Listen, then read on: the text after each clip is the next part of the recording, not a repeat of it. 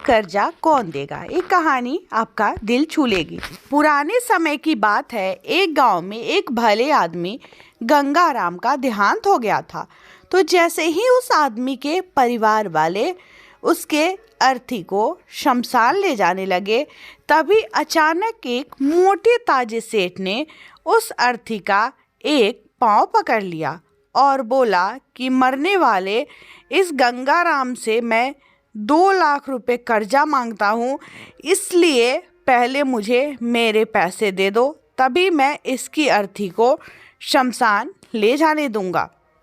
अब तमाम लोग तमाशा देख रहे थे।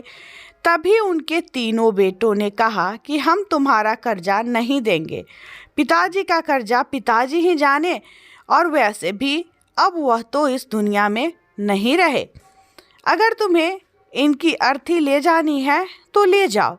यह सुनकर पूरा गांव गंगाराम के तीनों बेटों पर थू थू कर रहा था।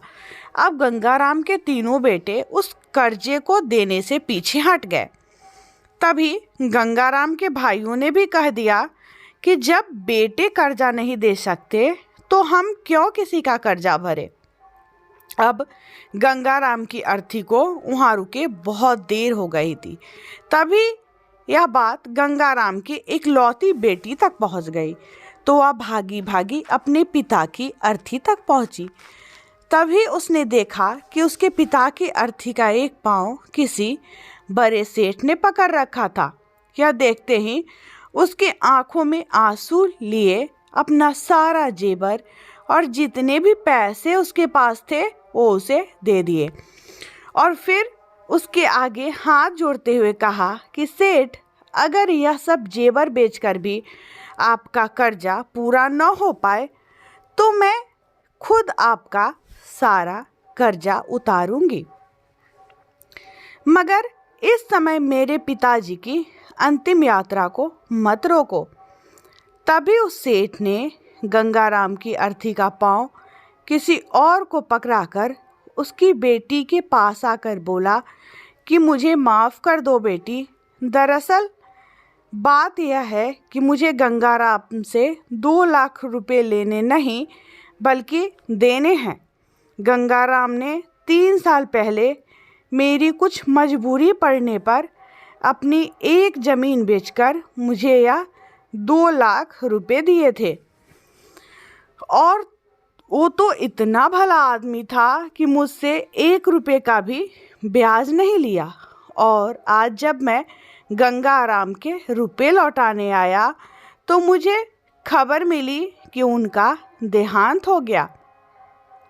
इसीलिए मैं बड़ी ही सोच में पड़ गया था कि अब यह रुपए मैं किसको दूँ।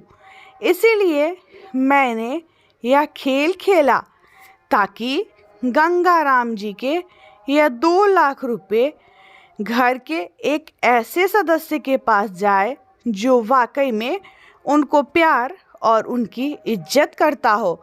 और बेटी, आज तुमने यह भी साबित कर दिया कि अपने माँ बाप को एक बेटे से बहुत ज़्यादा एक बेटी ही प्यार करती है। इसीलिए यह 2 लाख रुपए मैं तुम्हें सौंपता हूँ।